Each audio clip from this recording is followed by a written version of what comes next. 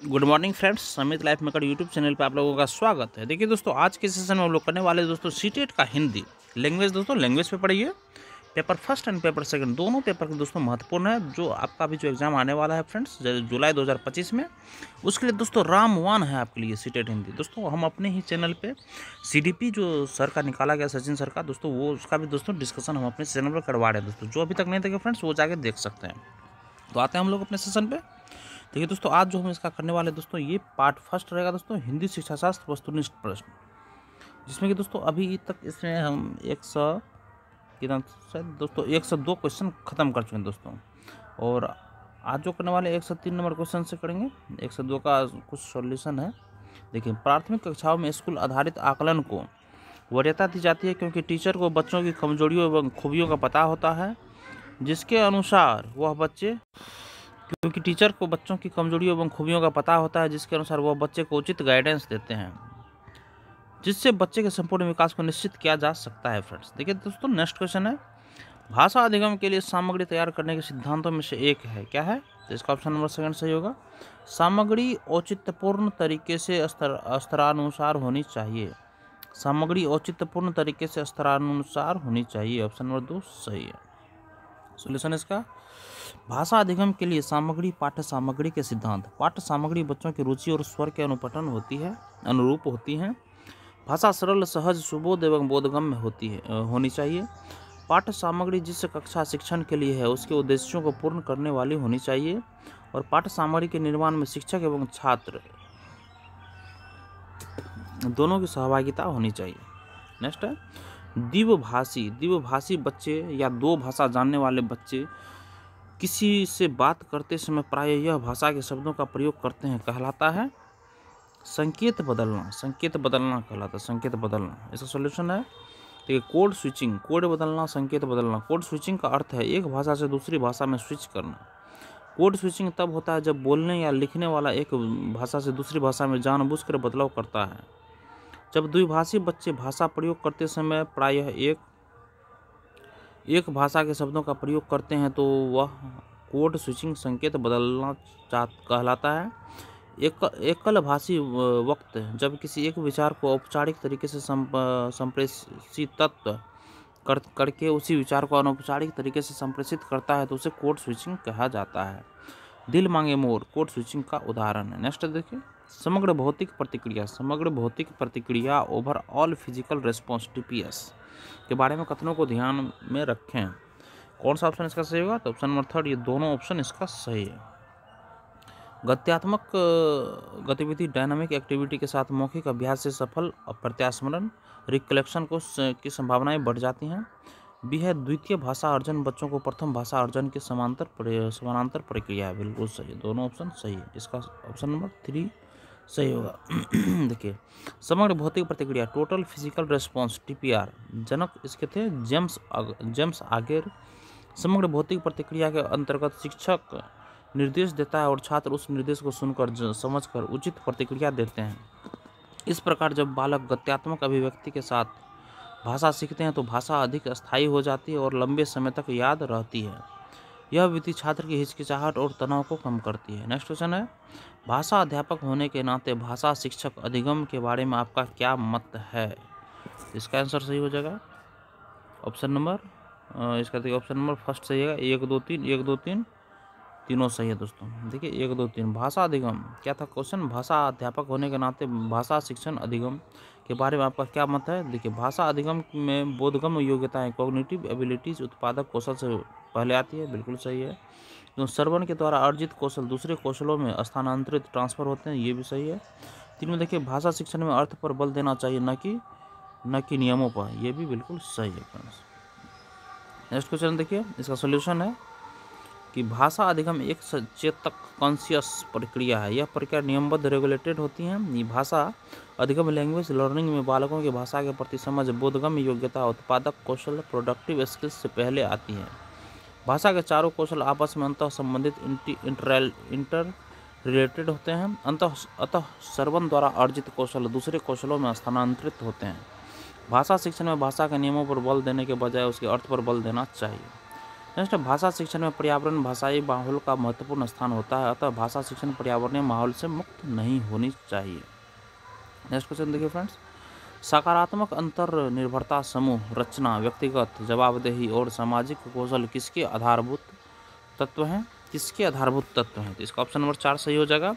सहयोगात्मक शिक्षण का आधारभूत अभिलक्षण दोस्तों, सहयोगात्मक शिक्षण, कोलैबोरेटिव लर्निंग। देखिए फ्रेंड्स, शिक्षण की वह विधि जिसमें शिक्षार्थी समूह में एक दूसरे के सहयोग से अधिगम करते हैं। शिक्षार्थी पाठ्य सामग्री के विषय वस्तु पर संवाद करते हैं। शिक्षार्थी समूह में शिक्षण कार्य करके पाठ्य सामग्री का विश्लेषण करके अपने व्यक्तिगत विचारों को प्रकट करते हैं। इससे छात्रों में सामाजिक कौशल का विकास होता है, छात्रों में सामूहिक भावना का विकास होता है। नेक्स्ट क्वेश्चन देखिए, एक भाषा अध्यापक होने के नाते निम्नलिखित में से कौन सा द्वितीय भाषा अर्जन, सेकेंड लैंग्वेज एक्विजिशन के लिए अधिक सही रूप से लागू होगा दोस्तों? तो देखिए फ्रेंड्स, इसका ऑप्शन नंबर 4 सही होगा, तनाव मुक्त परिवेश का सृजन, तनाव मुक्त परिवेश का सृजन, यही ऑप्शन इसका सही होगा।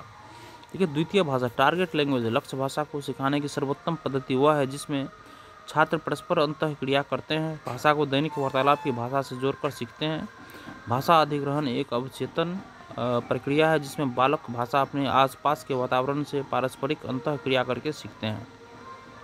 अतः बालक को द्वितीय भाषा अधिग्रहण के लिए तनाव मुक्त परिवेश उपलब्ध कराना चाहिए। नेक्स्ट क्वेश्चन फ्रेंड्स, भाषा अध्यापक के नाते आपको वस्तुनिष्ठता, ऑब्जेक्टिविटी के साथ विद्यार्थियों का आकलन करना है, आपके लिए कौन सा सहायक है दोस्तों? देखिए फ्रेंड्स, ये रूब्रिक इसमें सहायक होगा, रूब्रिक इसमें सहायक होगा फ्रेंड्स।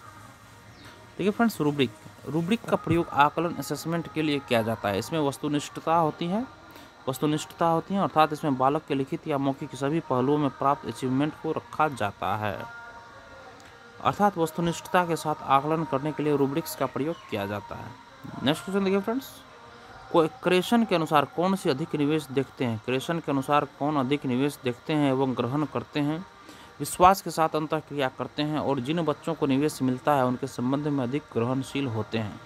कौन सा ऑप्शन इसका सही होगा फ्रेंड्स? देखिए, इसका ऑप्शन नंबर फर्स्ट सही होगा, न्यून प्रभावात्मक फिल्टर, लो इम्पैक्ट फिल्टर। देखिए फ्रेंड्स, इसका सोल्यूशन है स्टीफेन क्रेशन के अनुसार यदि बच्चे को भाषाई निवेश दिया जाए तो बालक द्वितीय भाषा भी अर्जित कर सकता है। अतः शिक्षार्थियों को द्वितीय भाषा अथवा विदेशी भाषा सीखने के लिए निवेशों पर आधारित अंतःक्रिया इंटरेक्शन बेस्ड ऑन इन्वेस्टमेंट करानी चाहिए। और न्यून प्रभावात्मक फिल्टर से तात्पर्य भाषा की सटीकता पर कम ध्यान देना, अतः विश्वास के साथ अपनी बात को फ्लुएंटली रूप से व्यक्त करना दोस्तों। नेक्स्ट क्वेश्चन फ्रेंड्स, देखिए, भाषा के अंतःक्रियात्मक सिद्धांत, इंटरेक्शन थ्योरी ऑफ लैंग्वेज के बारे में विषम असमान की पहचान करें। तो देखिए दोस्तों, भाषा के अंतःक्रियात्मक सिद्धांत, इंटरेक्शन थ्योरी ऑफ लैंग्वेज के बारे में विषम असमान की पहचान करें दोस्तों, इसमें से कौन होगा? देखिए फ्रेंड्स, इसका ऑप्शन नंबर फर्स्ट सही होगा। देखिए, 1, 2 और 3 सही है दोस्तों। देखिए, एक में अर्थ अभिव्यक्ति के लिए भाषा संसाधन है, सेकंड है भाषा विभिन्न संप्रेषणात्मक कार्यों को अभिव्यक्ति का साधन है, थर्ड है भाषा अंतः वैयक्तिक इंटरपर्सनल और सामाजिक अंतःक्रिया सोशल इंटरेक्शन का साधन है फ्रेंड्स। तो 1, 2, 3 दोस्तों ये सही है दोस्तों। 4 नंबर देखिए, भाषा समाज में अस्तर बनाने का साधन, ये दोस्तों गलत है भाई, ये गलत है। देखिए फ्रेंड्स, नेक्स्ट क्वेश्चन है हम लोग का, इसका सोल्यूशन देखिए पहले। देखिए फ्रेंड्स, वह क्रिया जिसके द्वारा बातचीत करने वाला वक्ता अपने भाषा प्रयोग को उचित दिशा देते हैं, उनमें सुधार करने और उनका मूल्यांकन करने के लिए करता है। अतः अंतःक्रियात्मक सिद्धांत कहते हैं। भाषा अभिव्यक्ति का विचारों का आदान प्रदान करने का एक साधन है दोस्तों। भाषा विभिन्न संप्रेषणात्मक कार्यों की अभिव्यक्ति का साधन है। भाषा अंतःवैयक्तिक और सामाजिक अंतःक्रिया का भी साधन है दोस्तों। अतः भाषा समाज में अस्तर बनाने का साधन है, यह भाषा का अंतःक्रियात्मक सिद्धांत नहीं है फ्रेंड्स। नेक्स्ट क्वेश्चन देखिए, नीचे भाषा अधिगम से संबंधित 4 व्यवस्थाएं दी गई हैं, उस विकल्प का चयन करें जो प्रकृतवाद नेटिविज्म के तर्कों से संबंधित है दोस्तों। देखिए दोस्तों, इसका कौन सा ऑप्शन सही होगा? देखिए फ्रेंड्स, इसका सही आंसर हो जाएगा दोस्तों 2 नंबर, बच्चे भाषा अधिगम उपकरण के साथ जन्म लेते हैं दोस्तों। बच्चे भाषा अधिगम उपकरण के साथ दोस्तों ये जन्म लेते हैं। ठीक है दोस्तों, प्रकृतवाद सहजवाद के अनुसार बच्चे भाषा अधिगम उपकरण एलईडी के साथ जन्म लेते हैं, जिसके माध्यम से बालक अपने आसपास के वातावरण से भाषा अर्जित कर लेते हैं। अर्थात भाषा सीखने के लिए प्रकृति या भाषाई वातावरण की विशेष भूमिका होती है दोस्तों। नेक्स्ट क्वेश्चन और देखिए दोस्तों, यह मत नोम चॉम्स्की का है क्योंकि चॉम्स्की सहजवाद, प्रकृतिवाद, मनोवैज्ञानिक है दोस्तों। नेक्स्ट क्वेश्चन फ्रेंड्स देखिए, भाषा अध्यापक होने के नाते भाषा शिक्षण का आपका क्या उद्देश्य होना चाहिए दोस्तों? तो देखिए फ्रेंड्स, इसका ऑप्शन नंबर 4 सही है दोस्तों। संप्रेषणात्मक दक्षता दोस्तों, कम्युनिकेशन स्किल्स का विकास दोस्तों, संप्रेषणात्मक दक्षता का विकास दोस्तों होना चाहिए। ठीक है फ्रेंड्स, इसका सोल्यूशन है फ्रेंड्स, देखिए भाषा सिखाने का मुख्य उद्देश्य यह है कि बालक परिस्थिति विशेष के अनुसार अपने आप को अभिव्यक्त कर पाए, अपने शब्दावली के माध्यम से अपने विचारों को सुसंगत एवं संप्रेषणशील तरीके से व्यक्त कर सके, अर्थात अपने शब्दों को अर्थपूर्ण और संप्रेषणात्मक अभिव्यक्ति से जोड़ पाए। नेक्स्ट क्वेश्चन फ्रेंड्स, मानवीय मस्तिष्क में भाषा अर्जन उपकरण पहले से ही मौजूद हैं, जिसके माध्यम से परिवेश में मौजूद भाषाओं का अर्जन होता है। यह कथन किसके सिद्धांत से संबंधित है दोस्तों? तो दोस्तों देखिए, यह लेव वाइगोत्स्की के सिद्धांत से संबंधित है फ्रेंड्स, लेव वाइगोत्स्की। ठीक है फ्रेंड्स, नोम चॉम्स्की के अनुसार बालक में भाषा सीखने की जन्मजात क्षमता होती है। दोस्तों नोम चॉम्स्की इसका सॉरी दोस्तों, लेव वाइगोत्स्की दोस्तों, नोम चॉम्स्की इसका होगा, जन्मजात क्षमता होती है दोस्तों। नोम चॉम्स्की के अनुसार, नोम चॉम्स्की ने बताया कि बालक के मस्तिष्क में भाषा अधिग्रहण तंत्र एलईडी लैंग्वेज रिक्विजिशन डिवाइस पाया जाता है, जिसके माध्यम से वह भाषा के तीव्र गति से सीखते हैं। एलईडी भाषा अधिग्रहण यंत्र हमारे दिमाग का एक भाग होता है जिसे निकाला या देखा नहीं जा सकता दोस्तों। यह प्राकृतिक क्षमता की देन होती है दोस्तों। नेक्स्ट क्वेश्चन फ्रेंड्स देखिए, कक्षा 8 के अध्यापक भाषा शिक्षण के दौरान शिक्षार्थियों को व्याकरण और शब्द भंडार की आपसी संबद्धता के बारे में बताती हैं। वह किस विधि का अनुसरण कर रही है दोस्तों? किस विधि का अनुसरण कर रही है फ्रेंड्स? वह कोश विषयक मॉडल का अनुसरण कर रही है दोस्तों, कोश विषयक मॉडल का अनुसरण कर रही है फ्रेंड्स। ऑप्शन नंबर फर्स्ट सही होगा दोस्तों। देखिए दोस्तों, कोश विषयक मॉडल में छात्र शब्दों के समूहों के प्रति समझ बनाकर शब्द संपदा अर्जित करते हैं। छात्र व्याकरण और शब्द भंडार में आपसी संबंध बनाकर शब्द संपदा अर्जित करते हैं। छात्र अपने शब्द भंडार में वृद्धि करते हैं। नेक्स्ट क्वेश्चन देखिए फ्रेंड्स, एक शिक्षार्थी अपने संज्ञानात्मक स्तर से एक सोपान ऊपर के अपठित गद्यांश के समालोचनात्मक सराहना द्वारा अपनी पठन क्षमता प्रदर्शित करती हैं। यह किसके अधिक निकट है दोस्तों? किसके अधिक निकट है फ्रेंड्स? यह है दोस्तों बोधगम्य निवेश के अधिक निकट है दोस्तों, बोधगम्य निवेश के अधिक निकट है फ्रेंड्स। देखिए बोधगम्य निवेश, कॉम्प्रिहेंसिव इनपुट। स्टीफन क्रेसन के अनुसार अर्जन एक्विजिशन एक अवचेतन अनकॉन्शियस प्रक्रिया है। सभी बच्चों में भाषा अर्जित करने की स्वाभाविक क्षमता नेचुरल एबिलिटी होती है। स्टीफन क्रेसन ने द्वितीय भाषा अधिग्रहण सेकेंड लैंग्वेज एक्विजिशन का सिद्धांत दिया, अर्थात यदि बच्चे को उचित भाषाई माहौल दिया जाए तो बच्चा दूसरी भाषा का भी अधिग्रहण कर सकता है। बोधगम्य निवेश देखिए दोस्तों, कॉम्प्रिहेंसिव इनपुट की परिकल्पना स्टीफन क्रेसन द्वारा दी गई दोस्तों। बच्चों को ऐसे भाषाई स्तर उपलब्ध कराना जो उनकी भाषा से एक स्तर ऊपर हो, इसे +I+1 का सिद्धांत भी कहा जाता है। यहाँ I का संबंध छात्र से है और इस परिकल्पना को बोधगम्य निवेश कहा जाता है दोस्तों। नेक्स्ट क्वेश्चन देखिए, निम्नलिखित में से कौन सा एक भाषा का अंग नहीं है दोस्तों? भाषा का अंग नहीं है दोस्तों, देखिए पठन दोस्तों भाषा का अंग नहीं है दोस्तों। ध्वनि है, अर्थ है, रूप है दोस्तों। देखिए दोस्तों, भाषा का अंग पार्ट्स ऑफ लैंग्वेज, ध्वनि, फोनीम साउंड, रूप, फॉर्म, अर्थ, मीनिंग, शब्द आदि भाषा के अंग है। पठन रीडिंग भाषा का अंग नहीं है बल्कि भाषा के कौशल स्किल्स हैं। भाषा के 4 कौशल जैसे सुनना, बोलना, पढ़ना, लिखना। नेक्स्ट क्वेश्चन फ्रेंड्स देखिए, कौन सी पद्धति लिखित भाषा की अपेक्षा मौखिक भाषा पर अधिक बल देती है? कौन सी पद्धति लिखित भाषा की अपेक्षा मौखिक भाषा पर अधिक बल देती है दोस्तों? तो वह है दोस्तों श्रव्य भाषा पद्धति दोस्तों, श्रव्य भाषा पद्धति दोस्तों। कौन सी पद्धति लिखित भाषा की अपेक्षा मौखिक भाषा पर अधिक बल देती है दोस्तों? तो ये दोस्तों श्रव्य भाषा पद्धति फ्रेंड्स। देखिए दोस्तों, श्रव्य भाषा पद्धति ऑडियो लिंगुअल मेथड में यह विधि पढ़ने और लिखने की अपेक्षा सुनने और बोलने पर अधिक बल देती है।